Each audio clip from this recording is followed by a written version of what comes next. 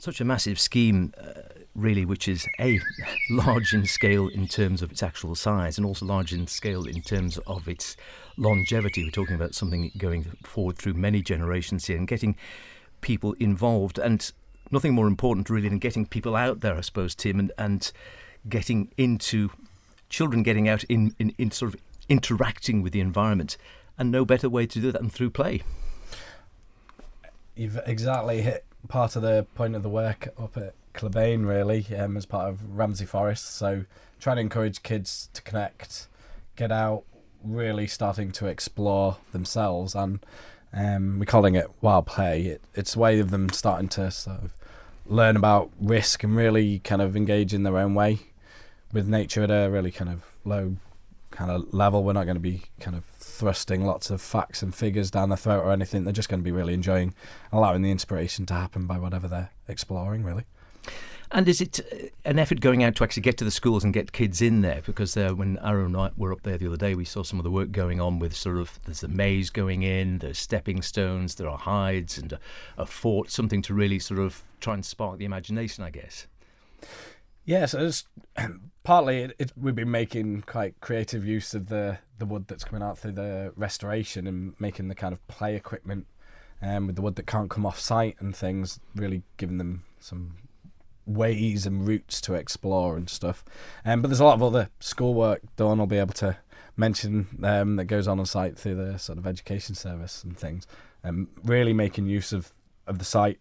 In the moment, we're not kind of pushing it massively. We're letting people kind of find it, and we're starting to learn how people feel about the site, how they're using it. We're getting loads of really positive feedback as people are naturally starting to be encouraged to use it more and things. Obviously, there's the snail fort and the view across the north of the island that's quite spectacular, and it's going to continue to grow because it's all sort of natural wild play features. So things like the hazel maze, we're talking about 3 years, and that's just going to be a completely different scene for children to explore, and at the moment it's quite different. So there's always going to be something to go back for, repeat visits, and kind of find more that's going to really enthuse you and inspire you. And we saw that hazel maze when we were up there, Aaron, going around, which had been recently planted, so quite a lot of young saplings there. Yeah, it was obviously in its early stages, but what's the, I suppose, when are you expecting that to really sort of take off and form the labyrinth? Yeah, I'll keep getting sort of taller and needing bits of work, but we're probably looking at sort of 3 years plus for it to really start taking shape, and then that'll just increase really over that time after that, as we really start sort of being able to create the passageways as the hazel grows up, and we're able to sort of perhaps coppice bits of areas and manipulate some of the growth and things, so it becomes kind of a really kind of creative space for kids to explore. And in terms of the forest at the moment, we were walking through the Clubane side of things. A lot of felled trees. A lot of people are going to walk through there and sort of see, it looks like a bit of a mess. But in actual fact, it's almost this kind of rewilding process. It's being left to its own devices. You want to, utilise and recycle the wood in there and keep it in the forest, but it just in a different form. Yeah, so that hits kind of, it's a plantation originally. There's some patches of this sort of Old Enmore broadleaf and native woodland there, and obviously right next door there's Elfin Glen as well as a bit of a jewel of woodland, and you'll notice the kind of light breaking through in the areas that we've started to do some felling, and sometimes it can look quite sort of destructive or hugely contrasting with the other areas, but that soon goes as the kind of life's coming back, the open areas, the woodland ground floor starts coming back and expanding, and it's basically going to be a woodland haven in the future, and it's quite a slow process. It's never going to be a sort of massive, sudden, clear fell or anything we're talking about. Just quite a creative use of the wood, engaging people over what's kind of going on there. And of course, there's all this kind of rare plant work that's fitting in and things like that, because we're going from this kind of plantation woodland to what's going to be a real native woodland resource that we don't necessarily have on the Isle of Man. And Dawn, you do obviously a lot of work with kids all the time. Have you been up there much, or have you been up there with parties at all of the school children? Yes, I have, and it's quite good in that we're moving away from the sort of nature walk, when teachers used to go out and say, look at the blue tit over there, look at the caterpillar crawling, whatever. And we're using it a bit more creatively. So with Bunskull Rumsare, went up and we did the Enchanted Forest. And we were looking at different things like on the back of the bracken, the little pods. We were calling those like fairy coins, and the children got really, really into it. So we're using it in a more creative way, and they're engaging at a different level rather than this straightforward, what we're used to, a nature ramble.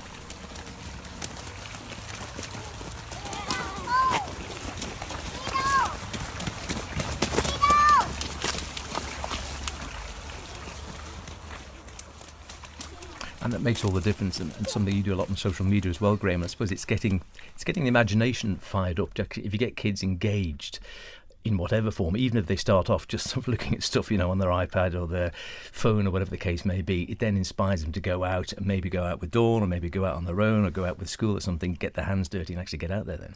Yeah, absolutely. It's a bit counterintuitive because we know that things like games consoles and smart devices have been the problem for a number of years now because kids are just glued to them, and we've kind of lost a skill, I think, of knowing what to do if you go out into nature, how to enjoy it, the kind of games to play and the things that you can do. And I think that's a skill that we're kind of losing as a society. And so what we really tried to do up at Clubane by building the snail fort and the maze and things like that is really just helping them along with that imagination of how they can interact with nature and with wildlife to really enjoy it and get some benefit out of it. I know it feels a bit wrong using social media to try and convince people to do that, but obviously it's something that everybody looks at, and we can really show them the benefits of going up there. And we know statistically now there's some really good evidence to say that being out in nature is really good for you, not just in terms of mental health, but also if you're recovering from an injury, for example. We know people recovering from surgery recover quicker if they have access to a natural space. So part of what Manx Wildlife Trust tries to do is get people out into nature more often, and obviously the Ramsey Forest project in Clubane is very much part of that idea, to get people to discover what nature can do for them.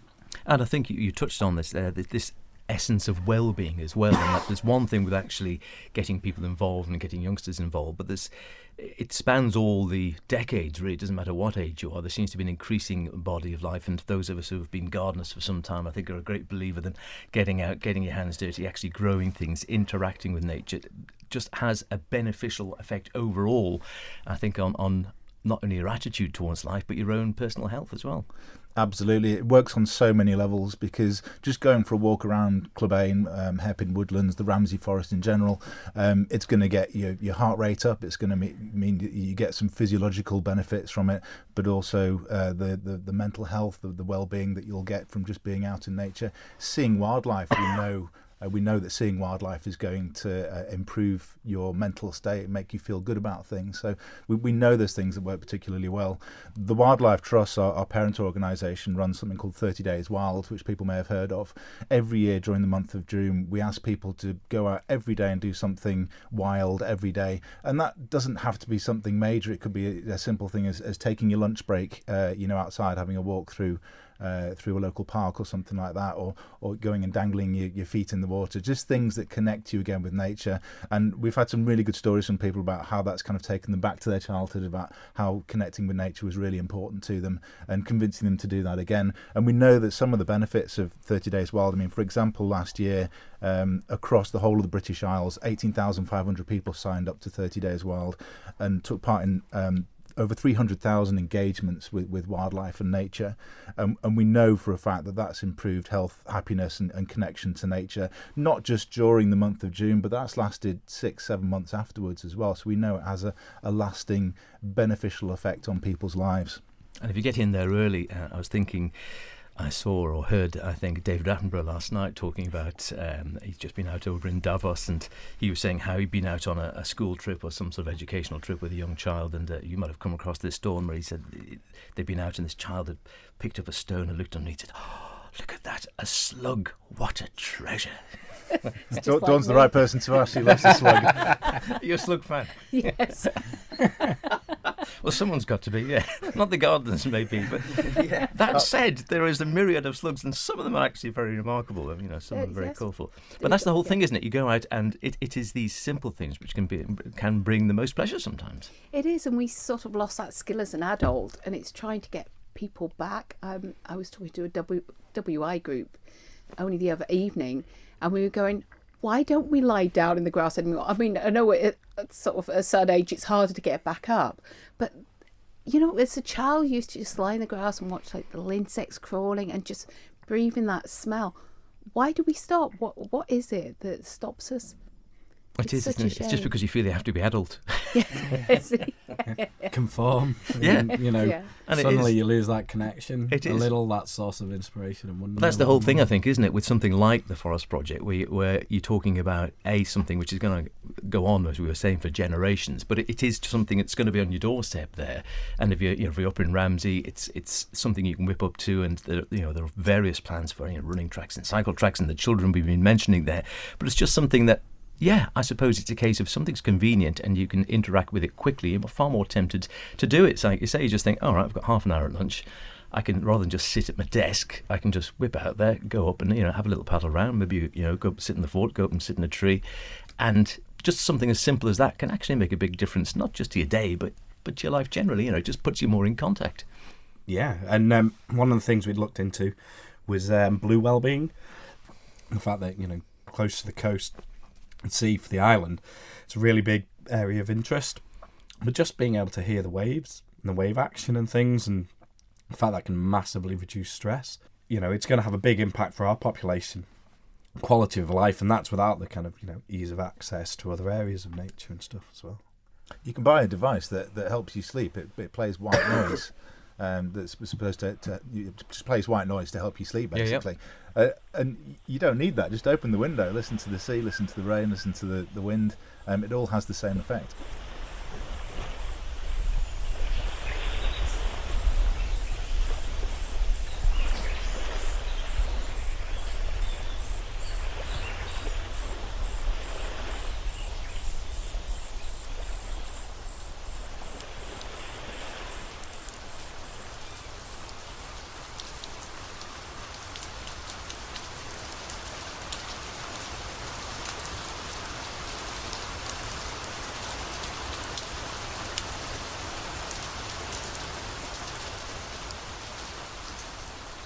And what's interesting is that obviously Manx Wildlife Trust, a lot of people associate with your work on the ground, looking after our native species of birds and marine life and whatnot. But you're actually you're encouraging almost a conservation of human well-being as well as a result of your work, aren't you?